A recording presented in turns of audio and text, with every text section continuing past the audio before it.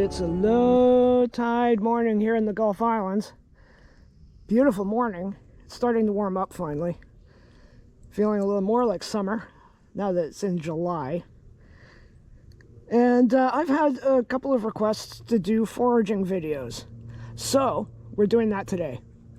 We're gonna go find the elusive wild bladderwrack, which is growing all around me.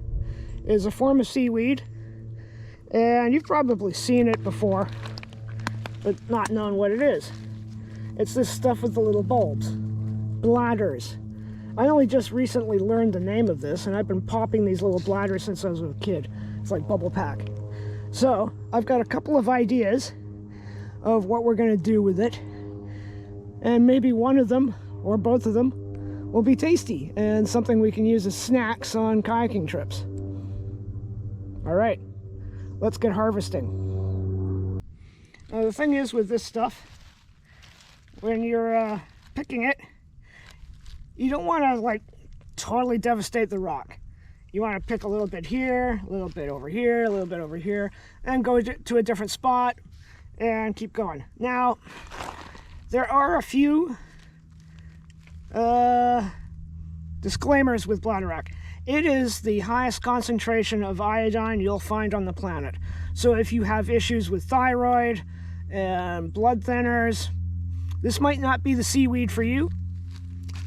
However, the benefits are amazing. Anti-inflammatory, digestive, all sorts of goodies.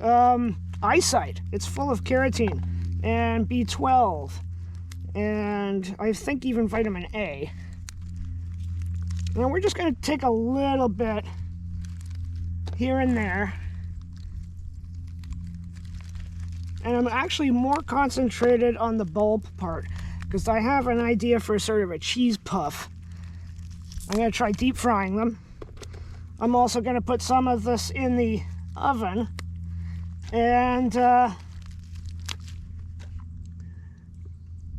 cook it like a chip. We're going to try making bladderwrack chips.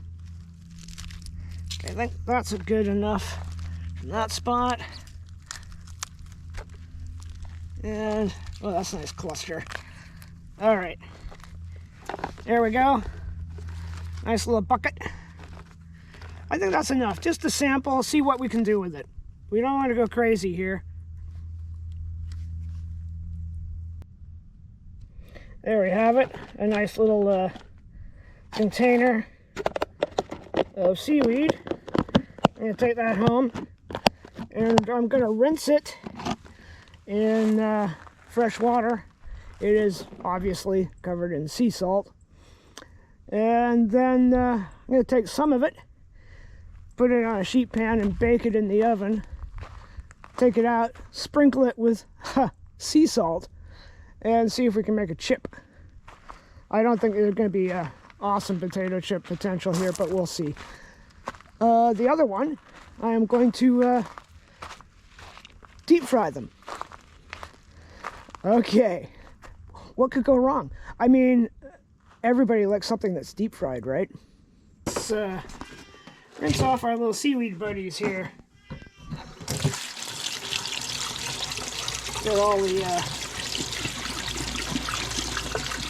ocean off of our snacks. I mean, we want them salty later, but not right now. Another thing, I think if you're going to use them in a dehydrator or something like that, maybe freeze them overnight to kill off any little buggies. But since we're cooking them and deep frying them, I think if there's anyone still alive in here, they're not going to make it. All right, there we go.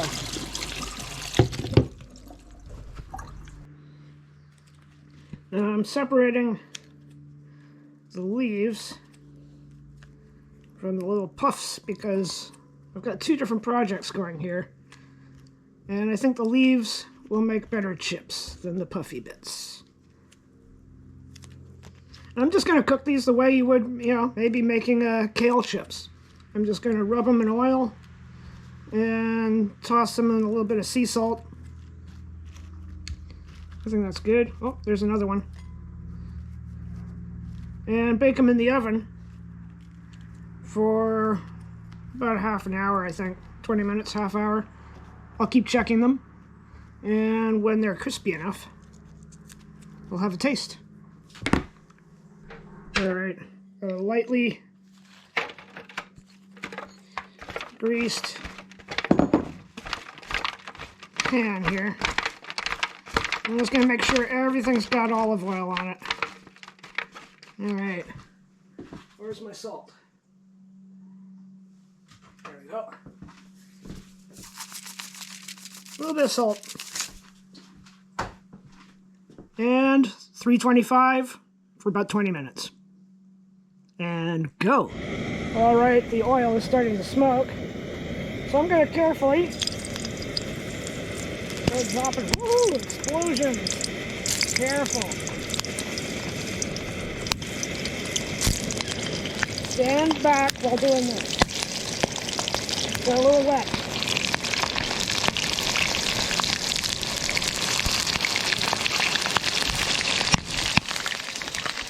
Woo!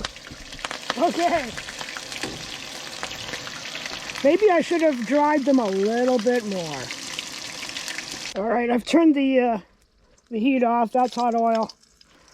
I'm just gonna put them in from a distance. Yeah. Woo! Explosions.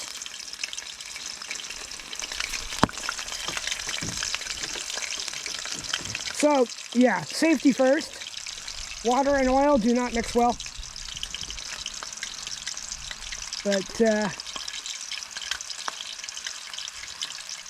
we found out that the GoPro is actually grease-proof as well as a waterproof camera.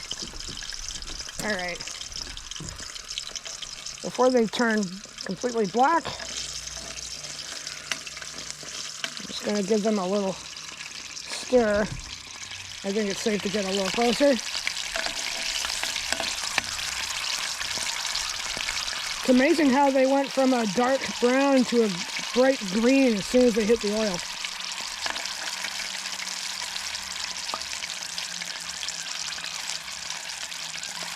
Alright, get them on the paper towel and see if they harden up. My first attempts, a little charred. We'll see how well this goes. I've cleaned up the oily mess, I think. So let's toss in a few of these and give it a give it a little light dusting of cheese and see how they taste. All right. The big reveal. Let's give this a try. They didn't puff. I thought they would puff in the oil. They did kinda. And then when I took them out and they cooled, they went zzz. So now they kind of taste like seaweed covered in Kraft Dinner cheese. The seaweed's nice though. It's kind of kelpy. Reminds me of sushi. But I would say that deep frying them, nah. Too bad. But in the oven right now, I've got some chips cooking. Let's see what they're looking like. Well, we've got experiment number 2 of the Bladderwrack seaweed. And some of my puffs that I threw in there actually stayed puffed. Could we have found the solution to the cheese puff Bladderwrack? I can't say Bladderwrack right. Bladderwrack seaweed. All right, taste time. All right, let's give it a try. They're in the oven for about 20 minutes, 325, sprinkled with salt. Crunchy. It's not a potato chip, but it's good. I would do these. I would cook some of this up as a snack on a trip. And you know what? The puff stayed puffed. That's how you make your puffs, boys and girls. In the oven, not in the oil. You know, it doesn't taste as seaweedy as when it was cooked in oil. Odd. Yeah, this is nice. Chips. Bladderwrack chips. All right, we did it. One fail, one success. And the success may have resolved the cheesy puff conundrum. All right, till next time. I hope you enjoyed this. If you're still here, thanks for sticking around. Like, subscribe, that always helps. And, well, eat well, be good to each other, and we'll see you next time. God, I don't know, can you reuse seaweed oil?